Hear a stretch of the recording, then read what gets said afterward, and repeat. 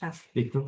Bueno, bienvenido, doctor, Muchas gracias. al concurso 264 con destino a juez de primera instancia, con destino al Colegio de Jueces en lo civil, comercial y minería, con asiento de funciones en la ciudad y residencia en la ciudad de Neuquén. Viendo que no lo conocemos, haga una breve presentación, en qué trabaja, de dónde viene, por qué se presenta, un Bueno, recuento breve, así sabemos el estado de situación, digamos. mi nombre es Marcelo Nicotera, yo soy de la ciudad de Buenos Aires. Desde hace 8 años que trabajo en el Poder Judicial de la provincia del Chubut y de 4 que me desempeño como juez de primera instancia en lo civil y comercial. Y el motivo o los motivos para concursar son básicamente dos.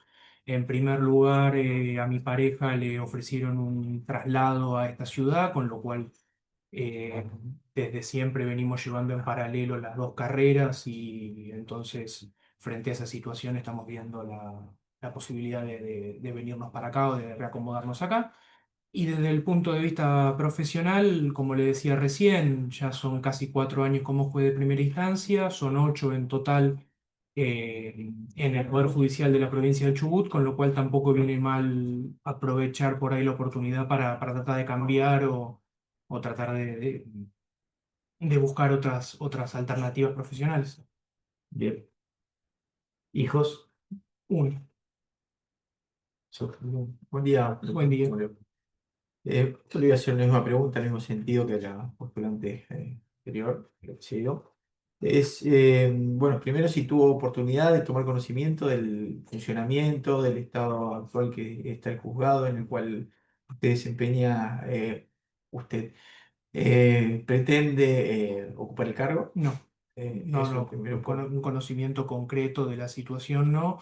Sí, por los términos en los que está planteando, veo que la organización es este sistema de colegio de jueces que se ha ido instalando en el último tiempo en las provincias, en donde se trata de separar la función jurisdiccional de lo administrativo netamente para que el juez se concentre en esa parte, que es sí, de la misma manera en que desde hace un par de años estamos trabajando en Chubut. bien. ¿Y tiene algún plan, digamos, en caso de llegar a ocupar el cargo, algún plan de gestión, de cómo, digamos, si usted se visualiza en el cargo, Ujú. cómo se desempeñaría, qué objetivo tiene, Mire, cuánto corto, largo plazo? yo creo que hay un gran problema, un gran desafío que tenemos en general en nuestro país, que tiene que ver con la efectividad de los derechos. Y esa efectividad de los derechos por ahí no tiene tanta problemática por falta de normas o por falta de jurisprudencia, sino por procesos que tal vez no son del todo modernos, ni tal vez se desarrollan por ahí con cierta celeridad. A mí desde siempre me gusta llevar adelante los casos viendo concretamente de qué es lo que se está debatiendo, cuál es concretamente el punto de disidencia entre las partes, cuál es efectivamente la prueba que se necesita para poder resolver concretamente eso que se está discutiendo y a su vez de esa manera posibilitarles a ellas llegar a un acuerdo, ver a la actuación del juez como algo absolutamente subsidiario a la incapacidad de las partes de llegar a un acuerdo y en esa lógica, todas las soluciones tecnológicas que han ido apareciendo en el último tiempo, abrirles la puerta de manera tal de, por ejemplo, pruebas periciales en extraña jurisdicción, tratar de evitarlas en la medida en que haya digitalizaciones posibles, declaraciones de testigos en extraña jurisdicción, hacerlas por Zoom, eh, todo lo que tenga que ver con la información pública, que es algo que en el último tiempo abunda muchísimo, digamos, considerar que está tanto a disposición de las partes como a disposición del propio tribunal, cuestión también de disolver esa tendencia que tiene el expediente a una verdad formal y trabajar de esa manera. Creo que también algo que colabora mucho es la oralidad efectiva, es, digamos, no solamente la idea de la audiencia, es la audiencia con las partes, analizando la demanda y pidiendo explicaciones de la demanda, analizando la contestación de la demanda y pidiendo explicaciones de la contestación de la demanda, viendo concretamente de toda la prueba que se ha ofrecido, cuál es la que efectivamente hace falta, y fijar un esquema hacia la solución del expediente, ya sea por la sentencia o por un acuerdo. Esa es más que nada la visión que yo Bien, tengo. gracias. ¿Puedo, Buen día. puedo un segundito? Sí, por Bueno, supuesto, gracias. soy el presidente. Bueno, ¿lo milita? Sí, Eso que es lo que está sí, diciendo, ¿lo milita en el sí, día a día? sí. ¿Eh? Sí, sí, yo cuando asumí el cargo implementamos de manera obligatoria y independientemente de lo que las partes quisieran o no, lo que en Chubut es el protocolo de oralidad. Yo tomo todas las audiencias preliminares y de vista de causa. Eh, Tengo un esquema de trabajo a partir de los conflictos que nosotros tenemos, en donde los procesos de, por ejemplo, cobro de facturas con demandado rebelde tramitan de una manera, los juicios de defensa del consumidor en donde el juicio existe porque hay un traslado del riesgo empresario al consumidor o porque hubo una mala gestión del problema por parte del proveedor, y los accidentes de tránsito de punta en una esquina, que son liquidaciones de daños más que procesos civiles, tramitan de otra, y los juicios más complejos o más difíciles tramitan de una tercera forma, por ahí con más ámbito de que las partes se puedan, digamos, producir o llevar adelante, y de esa manera ir controlando sucesivamente qué pasó con esta prueba, qué pasa con esta otra, entre estas dos, por qué quieren hacer esta y no esta. Es necesario los 5, 8 testigos, es necesario quiénes son, qué quieren probar, y de esa manera ir encima. Algo que a mí me parece que es muy útil es decirles, miren, ustedes están discutiendo este tema, está esta jurisprudencia del superior, está esta jurisprudencia de la Cámara. ¿Tiene sentido que lo sigan discutiendo? ¿Llegué Que a acuerdo? hemos aumentado mucho la cantidad de acuerdos que se hacen, no tanto por ahí en la audiencia preliminar, lo cual es una lástima porque nos obligamos a tener que hacer todo Sí. parte de la prueba, pero se ha aumentado mucho, sobre todo en juicios de accidente de tránsito y de algunas cuestiones de defensa del consumidor, en donde por ahí el daño punitivo no es muy claro, pero la gran mayoría de los expedientes siguen llegando a sentencia, lo cual también de alguna manera, digamos, de la misma manera que gran parte de los expedientes llegan a sentencia, esas sentencias suelen ser un refrendo de lo que dijo el perito, con lo cual muchas veces dictada la sentencia las partes la consienten y se gestionan los pagos. Entonces, al haber ya establecido una dinámica en donde tratamos de ajustar el proceso al nivel o al grado de controversia que hay, las partes mismas se van acomodando a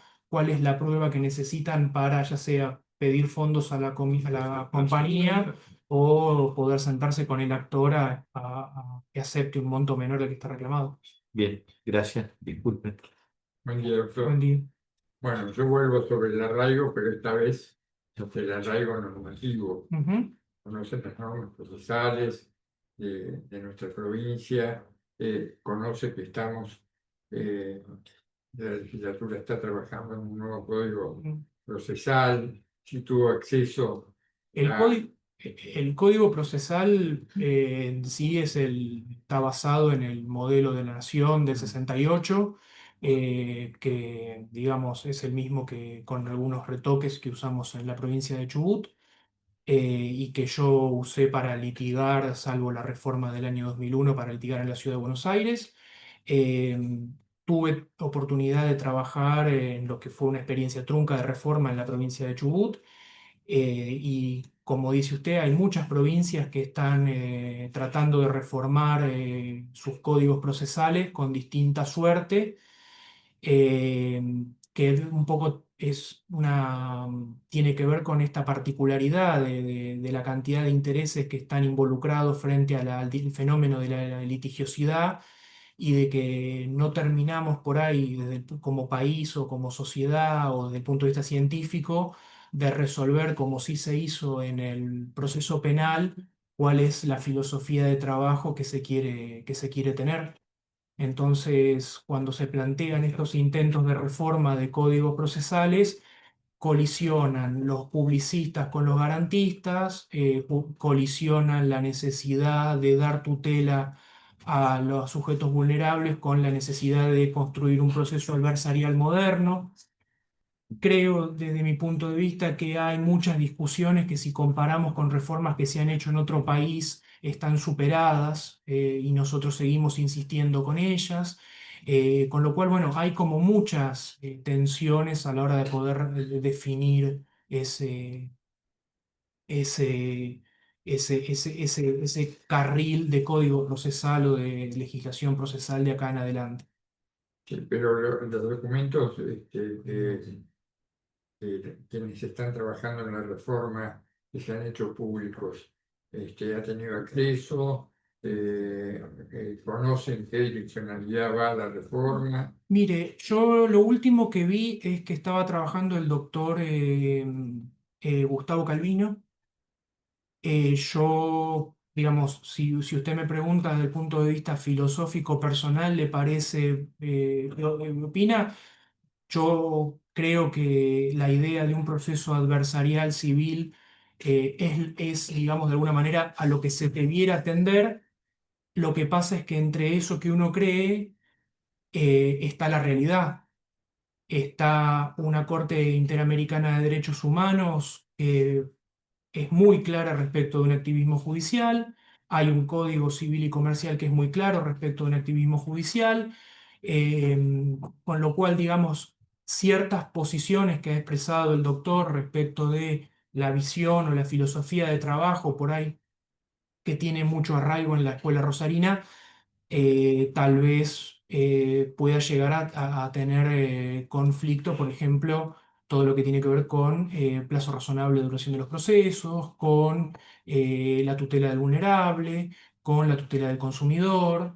Si lo fuéramos a ver exclusivamente como un código procesal para el litigio de sociedades comerciales, sería distinto.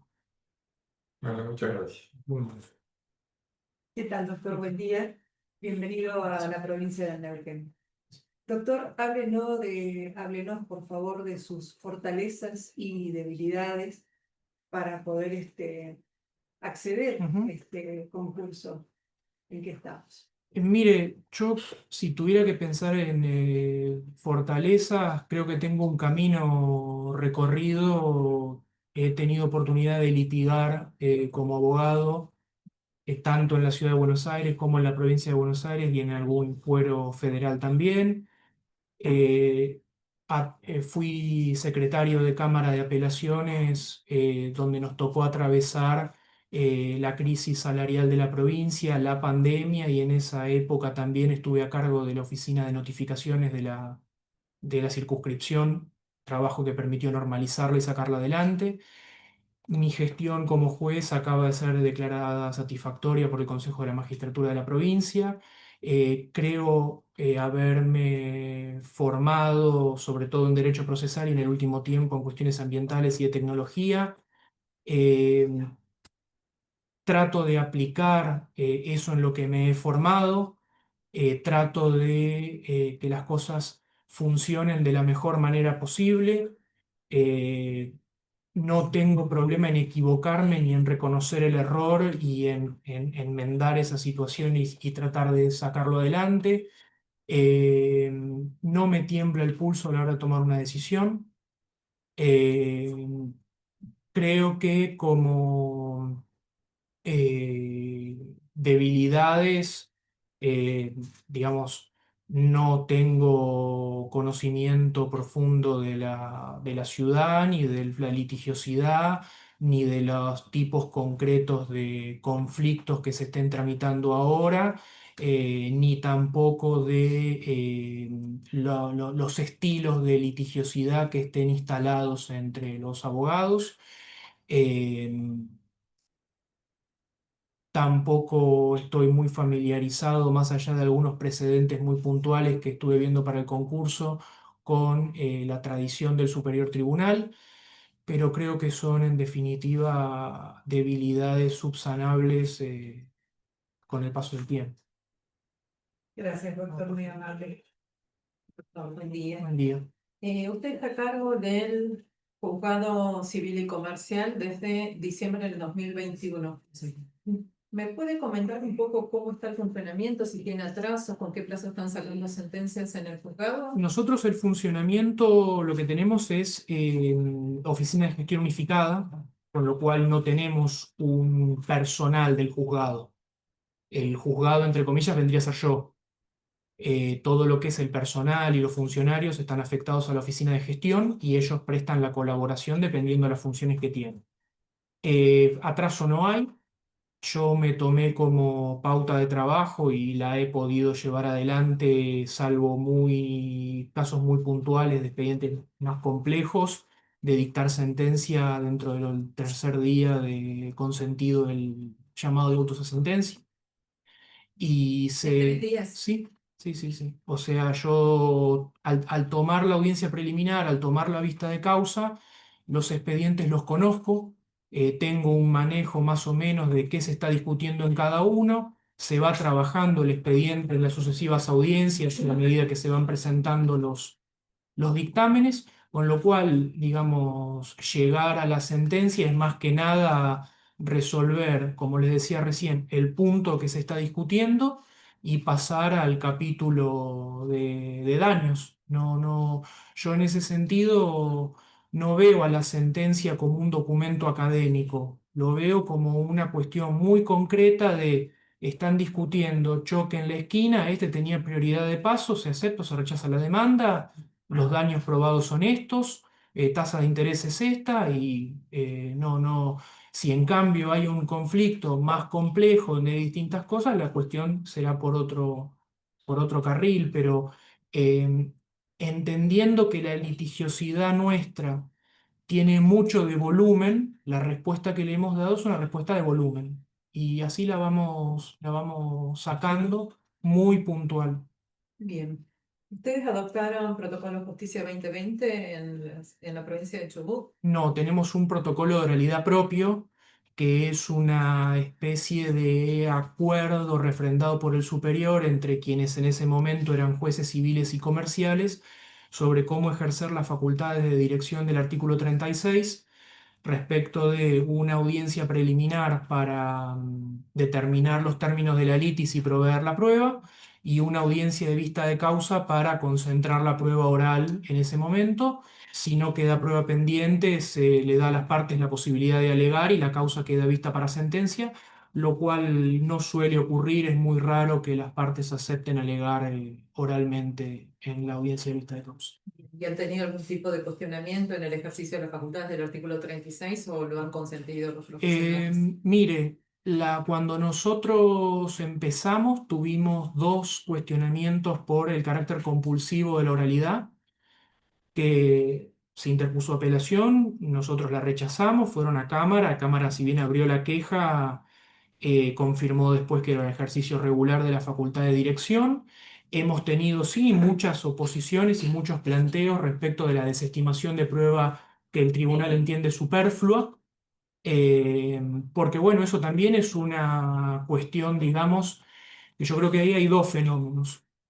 Cada vez se nota más una distancia entre lo que el litigante cree que el tribunal necesita para resolver y lo que el tribunal necesita para resolver. Y por otro lado, porque si digamos, todos somos abogados, todos sabemos más o menos cómo el expediente se va a resolver.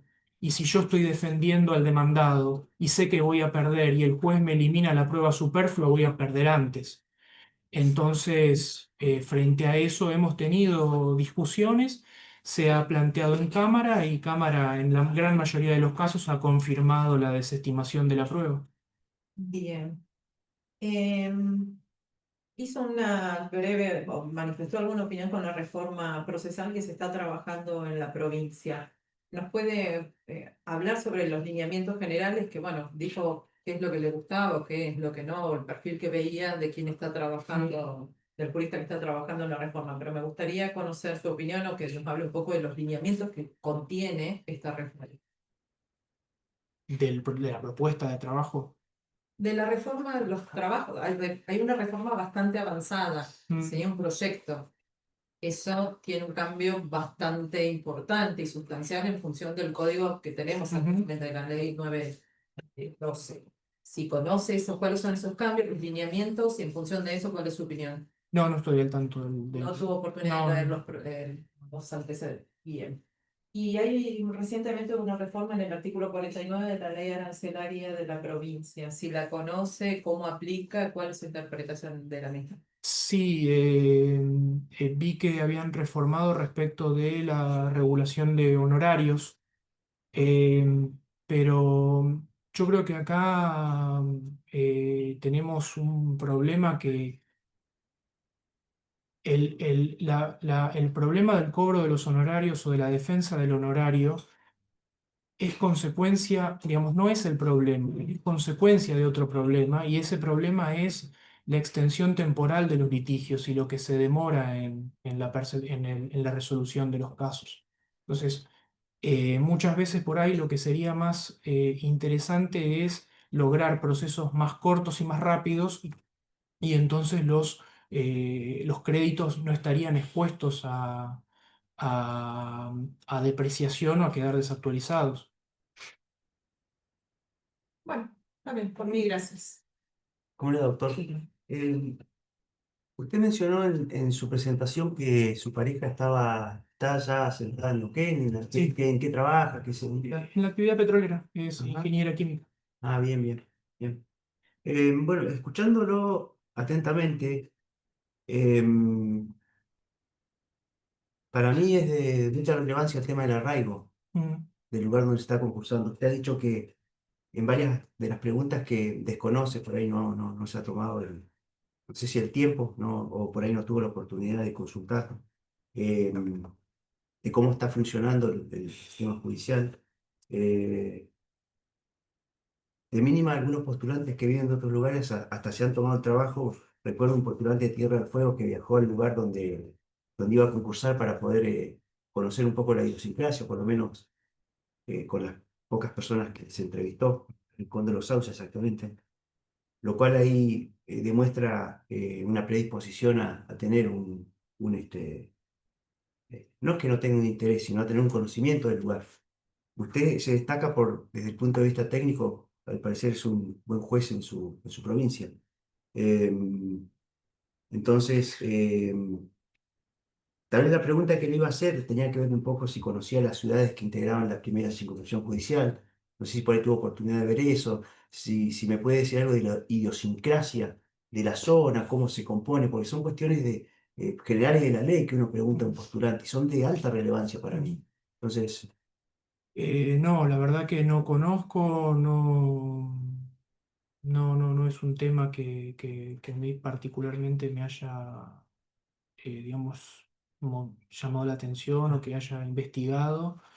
Eh, digamos, yo cuando concursé para el primer cargo que tuve, que fue el secretario de Cámara, ujú. no conocía a Comodoro Rivadavia, y me quedé hace 8 años que estoy viviendo ahí, y todo lo que usted hace referencia, que es verdad que es importante, lo fui aprendiendo con el paso del tiempo. No más preguntas. Buen día, doctor. Bueno, recién decía que lo habían evaluado en el Consejo de Sí, la Magistratura, le hicieron la devolución después de 2 años, no recuerdo bien, 3 años. 3 años de ejercicio y le dio Satisfactorio. satisfactorio. Ujú. ¿Nos puede contar un poquito en qué se basa la evaluación? ¿Qué fue lo que le evalúan? ¿Cuáles son los ítems? Eh, es una cuestión bastante genérica respecto de plazo de dictado de sentencias, cantidades de sentencias revocadas o modificadas por la Cámara, pauta de trabajo, vínculo con empleados y funcionarios, eh, relación con los abogados litigantes y con el colegio de abogados. Es como un pantallazo general en donde a usted se le pide un informe. Ese informe se contrasta contra un informe de la Cámara de Apelaciones, contra un informe del Colegio de Abogados, y a partir de eso se elabora un dictamen, y después el dictamen se eleva al pleno La del Consejo. Consejo. ¿Y ese informe es público? O sea, ¿uno puede acceder a verlo o no? Mire, lo que es público es la acordada ya está publicada, El audio y el acta de la reunión de la semana pasada todavía no, pero calculo que en algún momento tendría que estar a disposición. Bien. Y después, ¿me podría definir qué es un buen juez para usted? Yo creo que el buen juez es primero que nada el que resuelve. La sociedad, me parece a mí, cuando viene al Poder Judicial, viene porque tiene un conflicto que no puede resolver y no viene a buscar ni discursos académicos ni que le den lecciones sobre derecho. Con lo cual, lo primero es resolver. Lo segundo de resolver es que la decisión que se adopta sea de sentido común. Yo creo que la mejor sentencia que puede dictar el juez es aquella que primero los destinatarios la entienden. Y segundo, que cuando uno de esos destinatarios le cuenta a otra persona cómo resolvió el juez, esa otra persona le diga, y sí, claro, ¿cómo iba a resolver? ¿Ya? Por eso me parece que el acto central, digamos, la sentencia no empieza con el llamado de autos, sino cuando se identifica de qué están discutiendo estas dos personas. Y que todo gire alrededor de eso y después concretamente poder señalar la norma con sentido común que resuelve ese conflicto. Bien, o sea, un buen juez para usted es una persona que Sí, gestiona rápidamente. Bien. Usted tiene también un máster en ambiente, por lo que vimos en el momento de evaluar sus antecedentes, diplomatura. una diplomatura, Sí. perdón. Y ante un amparo ambiental, ¿usted qué medidas tomaría? Mire, yo creo que el amparo ambiental tiene una particularidad que es, nosotros en los procesos civiles, la regla general es que son conflictos que interesan exclusivamente a las partes. El amparo ambiental ya no interesa solamente a las partes, interesa a toda la comunidad, primer punto. Segundo, no estamos hablando de un conflicto patrimonial en donde las dos personas que están involucradas se pueden poner de acuerdo y el problema se resolvió. La lógica que hay que aplicar, que hoy es, digamos, está sintetizada en la idea del desarrollo sostenible, es tratar de buscar la mejor manera de compatibilizar todos los intereses que están involucrados, ya sea el que quiere desarrollar una actividad o un servicio, con los que se oponen a ello porque hay una preocupación legítima de que puede haber una afectación al ambiente. Con lo cual, en primer lugar, partir de la base de que incluso el potencial contaminante está interesado en que no haya contaminación. Y a partir de ahí, de que el proceso no es adversarial o no debiera estar planteado como una lucha entre dos iguales, indagar con organismos técnicos y con gente idónea respecto de si hubo estudio de impacto ambiental, si el estudio de impacto ambiental es serio, si la declaración de impacto ambiental es seria o no, si hay contaminación, qué medidas correctivas o compensatorias se han tomado, y de esa manera, independientemente de si el reclamo es admitido o no es admitido, que la decisión que se tome no tenga que ver con una cuestión formal de que faltó prueba o no se pudo determinar determinada cosa, sino que tengamos la certeza de que hubo un esclarecimiento concreto de la verdad que está debatida. Bien, ¿y cree que hay una concientización generalizada sobre el ambiente o hemos perdido? Bueno, en un momento era como que era una materia para 10 años atrás, como hoy la inteligencia artificial, entonces, Somos todos guiados. sí, hoy sí. ¿Cómo lo ve eso? ¿Se Eh, educa para tener un ambiente más sano? Mire, Las actividades que se realizan? no cabe duda, me parece a mí, no cabe duda que se ha avanzado muchísimo en materia de concientización y se está trabajando en muchas políticas sectoriales para tratar de reducir esto que se le dice la huella de carbono en todas las actividades. Ahora, tal vez el problema o la discusión es la velocidad y la contundencia con algunas políticas se están llevando adelante, muchas actividades se ven colocadas frente al riesgo de dejar de ser viables por aumentos de regulaciones o por eh, estándares que se pretenden aplicar en un lapso muy corto de tiempo, y eso está llevando, y que creo que el ejemplo típico es la Unión Europea con el motor de combustión, con lo cual me da la sensación que el gran debate o la gran cuestión ambiental de acá a los próximos años no es el debate del desarrollo sostenible que ya está resuelto. El debate es la hoja de ruta.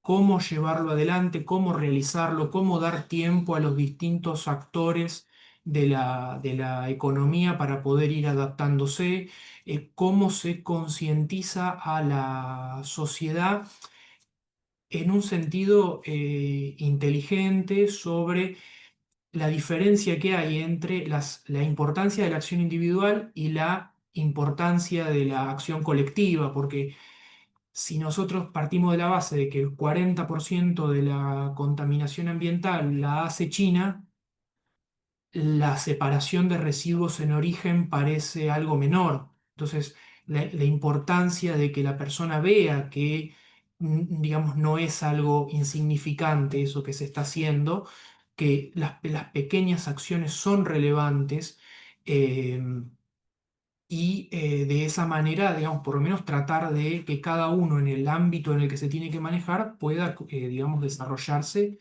acorde a esa lógica, que es una racionalidad absolutamente distinta de lo que estábamos acostumbrados por ahí hace 20 años y de cómo se está pensando hacia adelante en sostenibilidad, ya sea en urbanismo, en movilidad, en tratamiento de residuos, en legislación, en obsolescencia de las cosas. Entonces, creo que los dos grandes vectores que nosotros vamos a tener de acá en adelante son, por un lado, la sostenibilidad ambiental y por otro, la digitalización.